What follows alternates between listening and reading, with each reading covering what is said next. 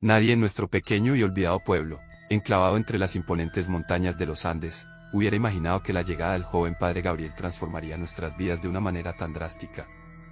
Yo contaba con tan solo 16 años cuando él apareció, lleno de vitalidad, carisma y una sonrisa que parecía iluminar cualquier rincón sombrío de la iglesia.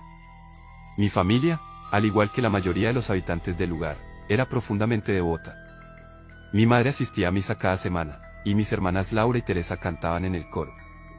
Mi padre, aunque algo más reservado, también respetaba las tradiciones. Antes de su llegada, el cura del pueblo era un hombre anciano, el padre Anselmo, quien había servido por décadas y era querido por todos. No obstante, la edad lo había alcanzado y sus sermones eran cada vez más pausados, su voz apenas un murmullo. Cuando se anunció que sería reemplazado, hubo tristeza, pero también esperanza de que alguien nuevo pudiera inyectar vitalidad a la comunidad. Así llegó el padre Gabriel, con sus 27 años y una confianza en sí mismo que resultaba contagiosa. El primer domingo que ofició la misa, la iglesia estaba a reventar. Todos queríamos conocer al nuevo sacerdote. Se adueñó del altar con una energía que pocos habíamos visto antes. Supongo que estábamos demasiado acostumbrados a la tranquilidad del padre Anselmo. Su voz era firme, su mensaje potente, y sus ojos parecían penetrar en cada persona, como si supiera exactamente lo que necesitaba escuchar. Mi madre salió de la iglesia diciendo que Dios nos había enviado un verdadero ángel. Con el tiempo, Gabriel se convirtió en el pilar de la vida del pueblo. Organizó actividades para los niños, daba clases de catecismo y también visitaba a los enfermos. Parecía incansable. Sin embargo, a medida que pasaban los meses, pequeñas señales empezaron a indicar que no todo era tan perfecto como parecía al principio. Los primeros indicios fueron los suspiros de admiración. Las mujeres del pueblo, especialmente las jóvenes, no podían evitar notar su atractivo. Era alto, con cabello oscuro y bien arreglado, y una sonrisa que podía desarmar a cualquiera. Algunas chicas empezaron a quedarse después de las clases de catecismo para hablar con él, y pronto comenzaron a circular rumores. Se decía que Gabriel era demasiado amistoso con algunas de las jóvenes, que pasaba tiempo con ellas en privado bajo el pretexto de ayudarlas a encontrar su fe. Cuando estos rumores llegaron a los oídos de mi madre, los descartó de inmediato. Son habladurías de gente envidiosa, nos decía. El padre Gabriel es un buen hombre, un hombre de Dios. Sin embargo, algo en mí no pudo ignorar esos comentarios. A menudo, durante las tardes, cuando volvía del campo donde trabajaba con mi papá, veía al padre Gabriel caminando a las afueras del pueblo, siempre solo. Decía que le gustaba para reflexionar y estar en contacto con la naturaleza, pero su andar era distinto, como si fuera guiado hacia un destino específico. Fue una tarde de domingo cuando todo empezó a cambiar. Gabriel regresó de una de sus caminatas con una expresión que nunca había visto en él antes. Durante la misa, anunció que había recibido una visión divina mientras meditaba cerca de un lago, ubicado a unos kilómetros del pueblo. Dijo que había escuchado la voz de Dios, quien le había dado instrucciones claras. Nuestra comunidad debía unirse más que nunca y dedicar su vida a la fe. El efecto que tuvo en los feligreses fue inmediato. Su mensaje era tan apasionado que la mayoría lo aceptó sin cuestionamientos. Mi madre y muchas otras mujeres comenzaron a asistir a misa diariamente, mientras que los hombres dedicaban tiempo y recursos para embellecer la iglesia. Gabriel se volvió una figura central, casi intocable. Pero yo no podía evitar preguntarme por qué ese lago había sido el lugar donde Dios se había manifestado. Era un lugar tranquilo, rodeado de árboles y con un silencio abrumador. Algunos pescadores decían que el lago tenía algo extraño, que a veces parecía susurrar cuando el viento estaba calmado, pero estas historias siempre habían sido consideradas simples leyendas. A partir de ese momento, algo en Gabriel cambió. Su carisma se intensificó, les juro que era casi hipnótico. Incluso quienes habían dudado de él comenzaron a seguirlo con devoción.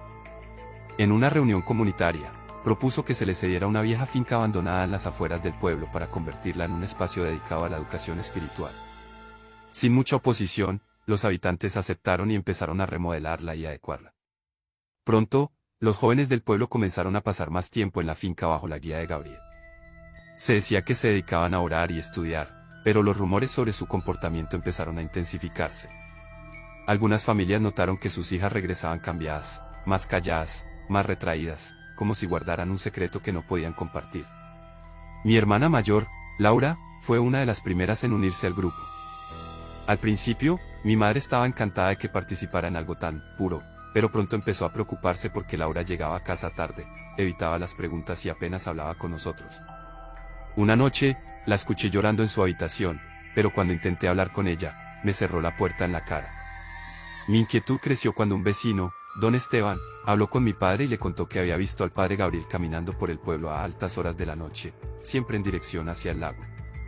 Decía que aunque Gabriel era amado por muchos, algo en su comportamiento le resultaba extraño, como si no fuera el mismo desde aquella revelación. Aunque respetuoso, no quiso entrar en discusiones, pero para mí esos comentarios confirmaron lo que ya temía: el padre Gabriel estaba cambiando, y no para bien. Una noche, decidido a descubrir qué estaba ocurriendo, me propuse seguir al padre Gabriel mientras caminaba hacia el lago.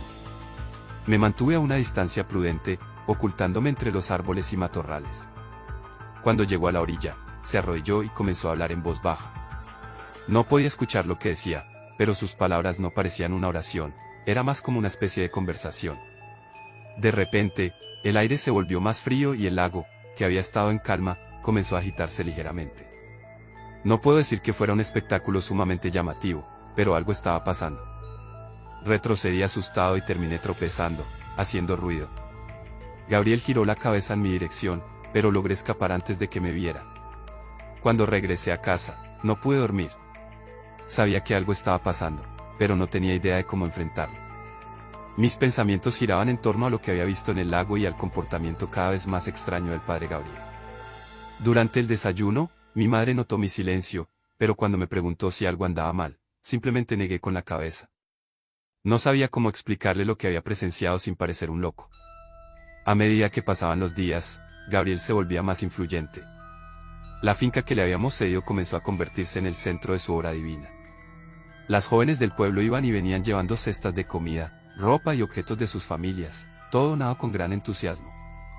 Nadie cuestionaba sus intenciones, y las pocas voces que se atrevían a expresar dudas eran silenciadas con miradas de reprobación o sermones apasionados del propio padre Gabriel durante la misa dominical. Mi hermana Laura, quien solía ser vivaz y llena de energía, se había convertido en una sombra de sí misma.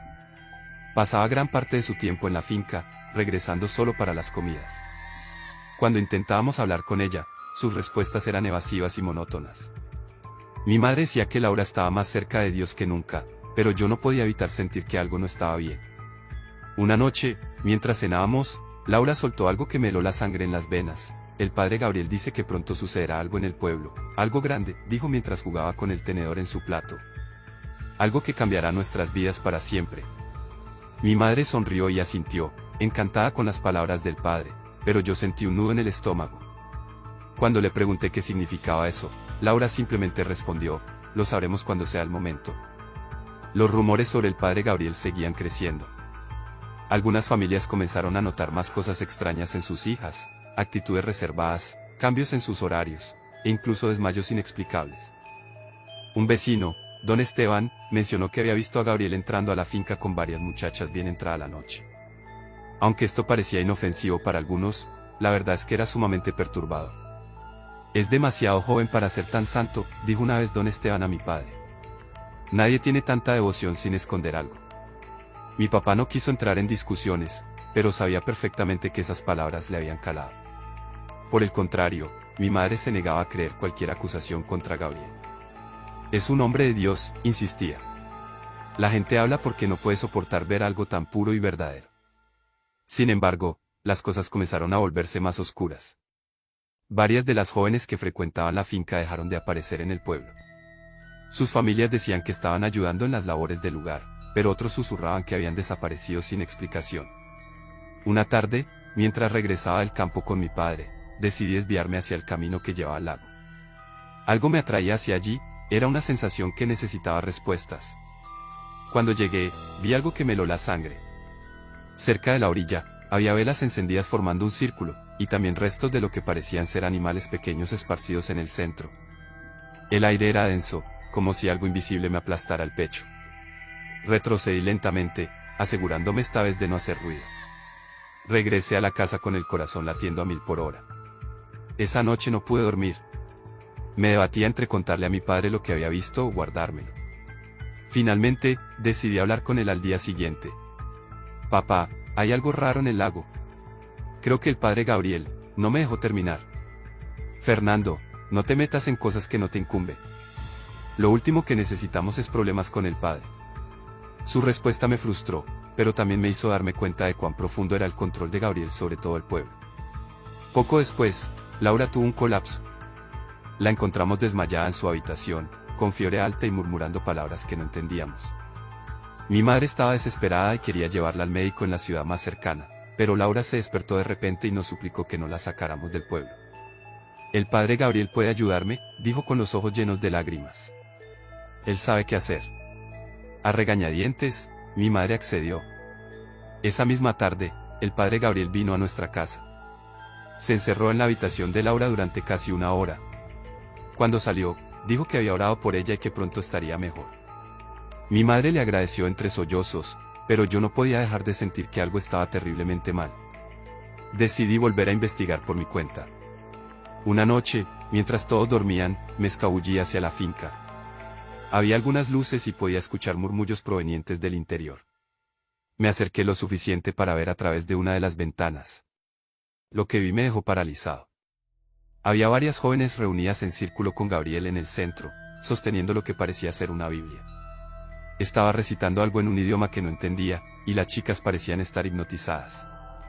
Retrocedí lentamente, intentando no hacer ruido. De pronto, los murmullos pararon de inmediato y escuché pasos acercándose. Corrí tan rápido como pude, sin atreverme a mirar atrás. Cuando finalmente llegué a mi casa, estaba temblando y tratando de procesar lo que había visto. Sabía que tenía que hacer algo, pero, ¿qué podía hacer un chico de 16 años contra alguien como Gabriel? Su influencia era demasiado fuerte y la mayoría del pueblo le daba la razón. Sin embargo, una parte de mí no podía quedarse de brazos cruzados. Tras aquella noche en la finca, mi vida cambió. No podía ignorar las señales, los susurros que parecían envolver a todo el pueblo o la creciente influencia de Gabriel sobre todos, incluida mi propia familia. Sin embargo, cuanto más intentaba advertirle a mi madre, más aislado me sentía. Ella decía que estaba paranoico, que el padre Gabriel solo quería lo mejor para nosotros. Aunque mi hermana Laura seguía distanciada y con su salud deteriorada, insistía en que el sacerdote la había ayudado y que no tenía nadie más a quien recurrir. El lago, que siempre había sido un lugar tranquilo y sereno, se había convertido en el epicentro de rumores y miedo. Algunos decían que por las noches podían escuchar cánticos provenientes de la orilla. Otros hablaban de una niebla espesa que surgía del agua y, lo peor, un hedor inexplicable en el aire. Yo sabía que Gabriel visitaba el lago con regularidad. A veces lo veía desde lejos, su figura recortada contra la luna llena, inmóvil con los brazos extendidos, como si estuviera rezando. Pero esa postura me inquietaba, no parecía una oración, sino algo más profundo y oscuro. Empecé a preguntarme si realmente estaba hablando con Dios o si algo más se estaba gestando en esas aguas. Con el tiempo, algunos habitantes del pueblo comenzaron a manifestar su descontento. Don Esteban, un hombre respetado por su sabiduría y experiencia, fue uno de los primeros en alzar su voz en una reunión comunitaria. Declaró que había algo profundamente equivocado en la forma en que Gabriel estaba dirigiendo la iglesia. No es normal que un sacerdote pase tanto tiempo aislado, rodeado únicamente de jovencitas, y mucho menos que permita que nuestra fe se convierta en un culto, dijo. Sus palabras provocaron un murmullo entre los presentes, pero Gabriel, elocuente y carismático, supo manejar la situación con maestría. Entiendo sus preocupaciones, le dijo a don Esteban con una voz sumamente calmada. Pero todo lo que hago es por el bien de esta comunidad. Si hay dudas, invito a cualquiera a visitar la finca y ver con sus propios ojos el trabajo que hacemos. Muchos se sintieron convencidos por su tono sereno, pero yo podía ver el destello de ira en sus ojos. Gabriel no estaba acostumbrado a que lo cuestionaran y sabía que esto no terminaría bien para don Esteban. Días después, don Esteban enfermó repentinamente. Nadie sabía qué le pasaba, y su cuerpo estaba siendo consumido por fiebres y dolores inexplicables. Mi padre, preocupado, fue a visitarlo, pero regresó diciendo que el anciano apenas podía hablar. Cuando mi madre sugirió que Gabriel podría ayudarle, mi padre se negó rotundamente. No quiero que ese hombre pise nuestra casa otra vez, dijo con una firmeza que rara vez mostraba. Esteban me dijo que tampoco quería que él se acercara. Esa noche, don Esteban falleció. Algunos dijeron que fue una coincidencia, que su edad y salud precaria habían hecho lo suyo, pero otros, incluyéndome a mí, no podíamos evitar pensar que su muerte estaba relacionada con sus palabras contra Gabriel. Mientras tanto, los rumores sobre las jóvenes que frecuentaban la finca seguían creciendo. Varias de ellas comenzaron a mostrar signos de embarazo y, cuando les preguntaban al respecto, evitaban responder. Mi madre, Aunque era una fiel seguidora del padre Gabriel, empezó a preocuparse, sobre todo por Laura. No quiero que te pase nada malo, le dijo una noche mientras cenábamos. Si algo te inquieta, tienes que decírmelo, hija. Laura, con los ojos fijos en su plato, simplemente negó con la cabeza. El padre Gabriel siempre nos cuida. No tienes de qué preocuparte, mamá. Pero sus palabras no lograron tranquilizarnos. Algo en su tono era diferente, casi mecánico, como si estuviera repitiendo algo que le habían enseñado a decir. La situación finalmente atrajo la atención de la diócesis en la ciudad más cercana. Un grupo de sacerdotes fue enviado al pueblo para investigar las acusaciones contra Gabriel. Cuando llegaron, él los recibió con una sonrisa amplia y una actitud despreocupada. Por supuesto, pueden revisar todo lo que deseen, les dijo. No tengo nada que ocultar. Sin embargo, mientras los sacerdotes realizaban entrevistas y visitaban la finca, comenzaron a encontrar pruebas de que algo no estaba bien. Los libros que Gabriel utilizaba en sus lecciones contenían pasajes que no pertenecían a ninguna doctrina católica. Varias de las jóvenes confesaron haber sido manipuladas para realizar actos que describieron como rituales. Una de ellas, en un ataque de llanto, reveló que Gabriel decía estar guiado directamente por la voz de Dios. Cuando los sacerdotes confrontaron a Gabriel con estas evidencias, él simplemente se rió. ¿Acaso tienen miedo de la verdadera fe?, les preguntó. Todo lo que he hecho ha sido para el bien de esta comunidad. Si no pueden verlo, tal vez sean ustedes quienes necesiten reflexionar sobre su fe. La tensión en el pueblo alcanzó un punto máximo cuando los sacerdotes decidieron informar a las autoridades. Pero antes de que pudieran hacerlo, Gabriel desapareció, llevándose consigo a 3 de las jóvenes que habían estado más cerca de él, dejando tras de sí un rastro de confusión y miedo. La finca fue registrada por las autoridades y los sacerdotes, quienes encontraron evidencia de rituales. Había figuras talladas en madera, dibujos extraños en algunas paredes y una especie de altar improvisado. La comunidad quedó devastada. Muchos comenzaron a cuestionar su fe, mientras que otros simplemente se negaron a hablar del tema. En las semanas siguientes, comenzaron a surgir historias de pesadillas y extraños sucesos entre los habitantes del pueblo. Las mujeres que habían estado involucradas con Gabriel dijeron sentir una presencia constante que las vigilaba. Varias tuvieron que ser exorcizadas por los sacerdotes que habían llegado. Yo mismo no pude escapar del impacto de estos eventos. Aunque nunca había estado cerca de Gabriel, su influencia había cambiado para siempre la dinámica de nuestra comunidad. Muchos dejaron el pueblo, incapaces de soportar los recuerdos. Mi familia también fue afectada. Laura nunca volvió a ser la misma y, aunque con el tiempo logró recuperarse parcialmente, siempre llevó consigo las cicatrices de aquellos días. Con la desaparición del padre Gabriel, el pueblo cayó en un silencio sepulcral. Durante las primeras semanas tras su partida, la mayoría intentó continuar con sus vidas, pero era evidente que nada volvería a ser lo mismo. Las marcas de su paso por nuestra comunidad estaban presentes en cada rincón, en las miradas vacías de las mujeres que habían estado más cerca de él, en las familias que ahora dudaban de su fe y en la finca abandonada que nadie se atrevía a visitar. Mi hermana Laura, que no había estado entre las jóvenes que se fueron con Gabriel, seguía luchando con sus propios demonios. Como les comenté, había pasado por episodios extraños. Su salud mejoró ligeramente, pero a menudo despertaba gritando en la noche, diciendo que algo la estaba mirando. A veces decía que Gabriel le había dicho que esto iba a pasar, que sería una prueba que Dios le había puesto. Creo que es justo decir que mi hermana Laura fue una de las personas que ayudaron a los sacerdotes. La liberación tardó meses. Al mismo tiempo, poco a poco, más habitantes comenzaron a hablar de extraños sueños y sensaciones inquietantes. Algunos decían que veían al padre Gabriel en pesadillas. Algunos hablaban de sombras que se movían entre las casas durante la noche, pero creo que uno de los casos que más recuerdo fue el que estremeció a todos y estaba relacionado con la familia de don Esteban. Él había sido de los pocos en cuestionar a Gabriel abiertamente.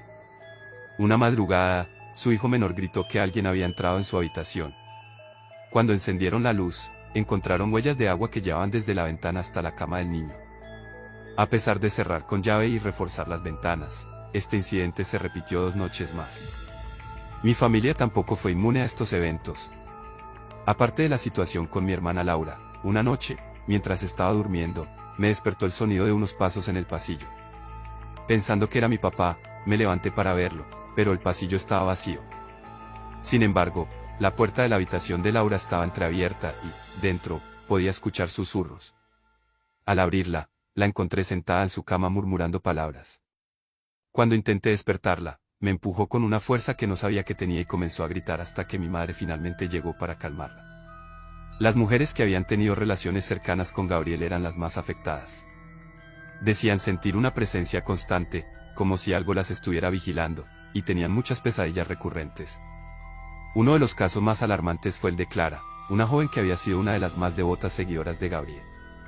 Durante su exorcismo, según comentaron, comenzaron a aparecer marcas en su piel, como si algo invisible la estuviera arañando. El sacerdote que llevó a cabo el ritual dijo que había sido poseída por una entidad que se alimentaba de la desesperación y la culpa. Aunque lograron liberarla, Clara nunca volvió a ser la misma. Un día, simplemente tomó la decisión de irse por su cuenta. Yo sabía que no podía seguir viviendo en ese estado de incertidumbre, pero eso era lo que nos había tocado. En algún momento, alcancé a platicar con don Rafael, un anciano que había vivido toda su vida en el pueblo. Cuando hablamos acerca de lo que había pasado en la finca y la situación con el padre Gabriel, me dijo algo que me heló la sangre. Ese lago siempre ha tenido algo. Mi abuelo decía que el agua atraía a las almas inquietas y que aquellos que escuchaban sus susurros estaban condenados a perderse. Yo creo que no era Dios quien hablaba con el padre Gabriel, era algo más, tal vez algún muerto o algún demonio. Me pregunté si Gabriel había sido simplemente una víctima de esta fuerza o si había elegido seguirla deliberadamente. Fuera como fuera, el daño ya estaba hecho. La diócesis declaró que la finca estaba maldita y ordenó que fuera demolida. Pero incluso después de que ésta fuera reducida a escombros, en el pueblo seguía habiendo una tensión palpable. Todos evitaban ese lugar y lo deshabitaron durante muchos años. Aunque nunca volvimos a saber del padre Gabriel, los rumores sobre su paradero no dejaron de circular. Algunos decían que había escapado a otra región, donde continuaba ejerciendo su influencia sobre comunidades. Otros afirmaban haberlo visto en las cercanías del lago, siempre acompañado de las 3 chicas que se habían ido con él. Yo, por mi parte, decidí que no podía quedarme en el pueblo. Las sombras del pasado eran demasiado pesadas y sentía que, si no me alejaba, en algún punto terminaría atrapado en la misma espiral de desesperación. Con el tiempo, mi familia también tomó la decisión de marcharse, aunque han pasado muchos años desde aquellos eventos, las cicatrices siguen presentes. Mi hermana Laura, por ejemplo, nunca se casó, y yo, cada vez que escucho el sonido de una campana de iglesia, no puedo evitar recordar lo que viví en ese pequeño pueblo. Tal vez nunca sepamos la verdad completa sobre el padre Gabriel y esa misteriosa fuerza que decía ser Dios. Lo único que sé es que su legado, aunque oscuro, siempre será una advertencia para aquellos que buscan poder bajo la apariencia de la fe. Tengan mucho cuidado en donde se meten.